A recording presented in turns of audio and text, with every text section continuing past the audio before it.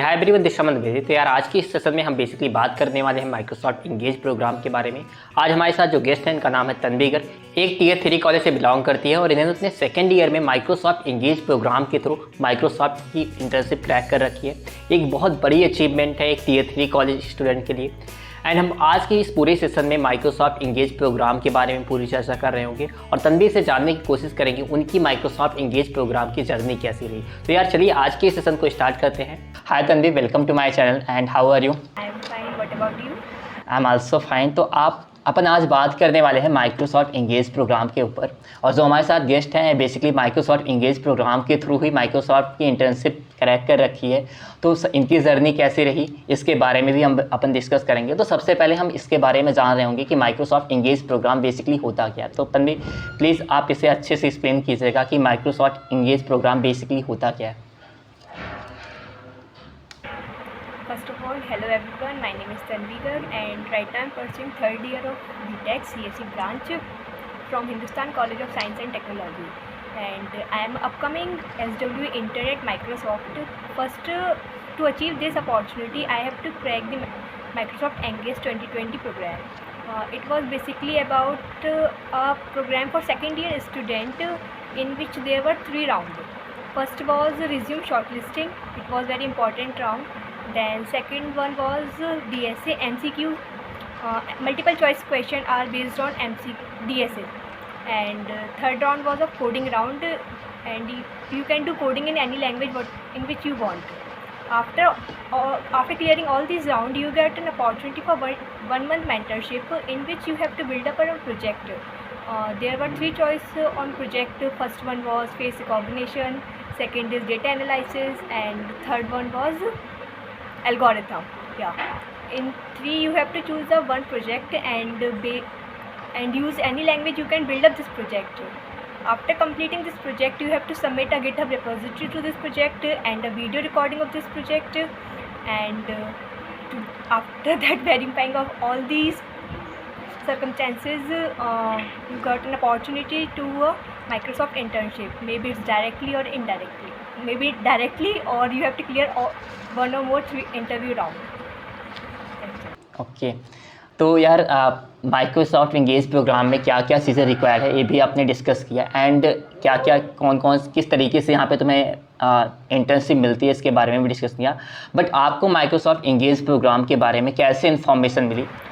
मेरे को I got information through my seniors. मतलब मेरे को सीनियर्स थे, उन्होंने ही इन्फॉर्म किया इसके बारे में। करियर पोर्टल बताया कि माइक्रोसॉफ्ट की अपॉर्चुनिटी निकली हुई है, you should have to apply this. Okay, जैसे आपका कॉलेज जो था टीयर 3 से लोअर कॉलेज था और कॉलेज में ऐसे कोई भी स्टूडेंट पहले से नहीं थे जो ऐसे प्रोग्राम माइक्रोसॉफ्ट इंगेज प्रोग्राम में पहले पार्टिसिपेट किए हैं। तो आप फर्स्ट स्टूडेंट थी कॉलेज की। देन आपको कैसे इसके बारे में प्लान किया एंड क्या क्या चीज़ें कहाँ से सीखी इसके बारे में कुछ अगर शेयर कर सकें।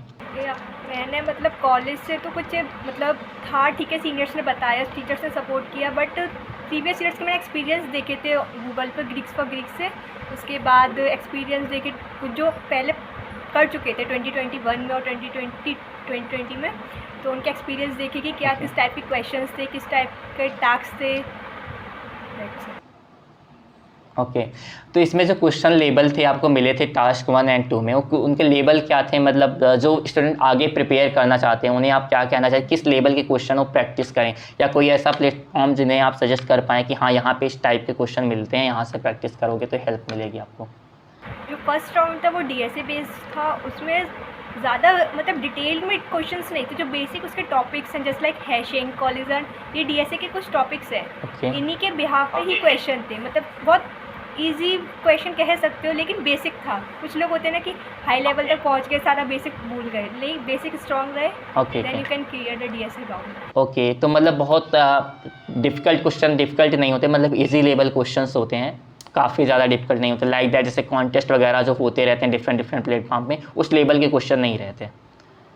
हम राइट? हाँ, उस लेवल के क्वेश्चन नहीं थे। राउंड 1 में बहुत बेसिक इजी क्वेश्चंस थे। ओके बट बेसिक स्ट्रॉन्ग है तो कर सकते हो। ओके देन आपने इस पूरी जर्नी में क्या क्या कुछ प्रॉब्लम फेस की थी जो आने वाले स्टूडेंट हैं उनके लिए अगर आप कुछ टिप्स देना चाहें तो प्लीज़। अगर पहला, इस प्रोग्राम को अचीव करने के लिए रिज्यूम स्ट्रॉन्ग होना चाहिए, मीन्स मतलब रिज्यूम फर्स्ट है, क्योंकि ओके अगर रिज्यूम शॉर्ट लिस्ट होगा तभी आगे आप मूव कर पाओगे राउंड फर्स्ट पर।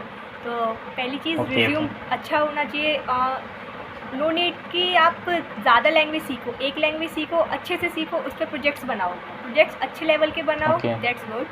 And second thing for DSA MCQ round, clear your basic concept, that's it, nothing more you required in coding round.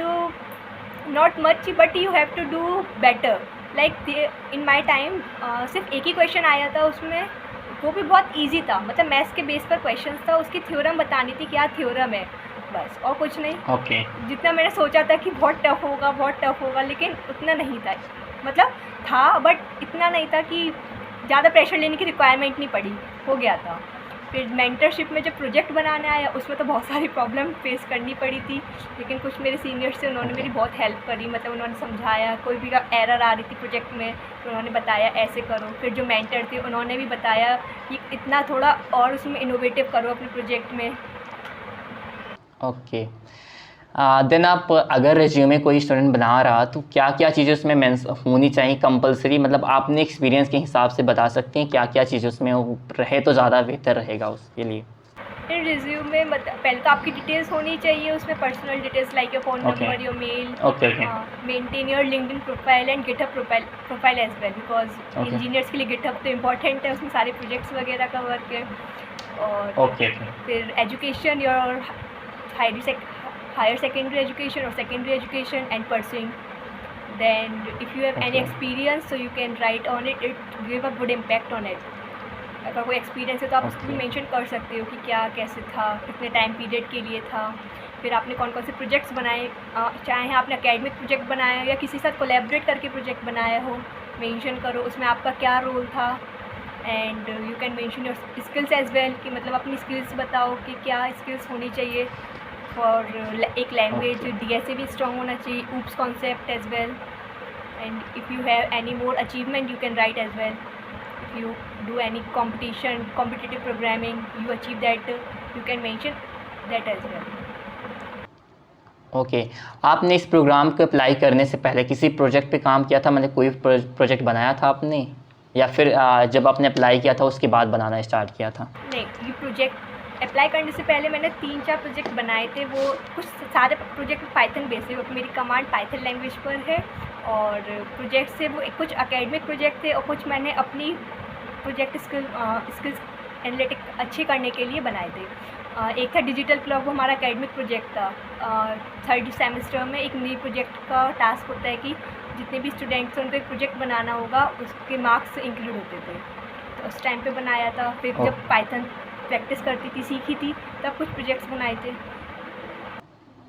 Okay then अगर कोई स्टूडेंट Tier 3 से लोअर कॉलेज में है और वो ऐसी चीज़ों के बारे में सोच रहा है तो पर्सनली आप उन्हें क्या सजेस्ट करना चाहेंगी, मतलब? पहली चीज़ तो ये Tier 3 का कुछ नहीं है, जो कर सकते हैं वो कर सकते हैं, ऐसा नहीं है कि कॉलेज ऐसा है तो हम नहीं कर सकते, कॉलेज को ब्लेम करोगे तो कोई बेनिफिट नहीं है। बट हाँ कि अपना बेस्ट दो, अपने रिजेक्शन आते हैं, ऐसा नहीं है कि सबको फर्स्ट टाइम पे सबको मिल जाता है, लेकिन रिजेक्शन भी होते हैं तो उसको अचीव करने के लिए ओवरकम करना चाहिए। ये नहीं सोचना चाहिए कि Tier 3 है तो नहीं होगा, करो, प्रैक्टिस करो, अप्लाई करो, बहुत सारी अपॉर्चुनिटी है, कभी ना कभी तो चांस मिलेगा।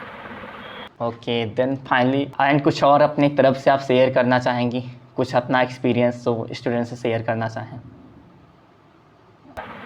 अगर माइक्रोसॉफ्ट एंगेज की बात की जाए तो मैं मेंटरशिप के लिए बताना चाहूँगी कि to try to communicate your mentor as well, मतलब अपने मेंटर जो आपको अलॉट होगा उससे अच्छे से कम्युनिकेट करें, क्योंकि प्रायोरिटी होती है इंटर्नशिप अपॉर्चुनिटी की कि आपका प्रोजेक्ट कैसा है, आपके मेंटर्स का फीडबैक क्या है आपके लिए, कि आपके थ्रू आपका मेंटर क्या फीडबैक देता है, it's a first priority. And the second priority is of your project, and the third priority was assignment not too much, very easy assignment are given that. Okay then thank you यार, आपसे बात करके काफ़ी अच्छा लगा और काफ़ी inspiring journey रही आपकी, and best of luck for future.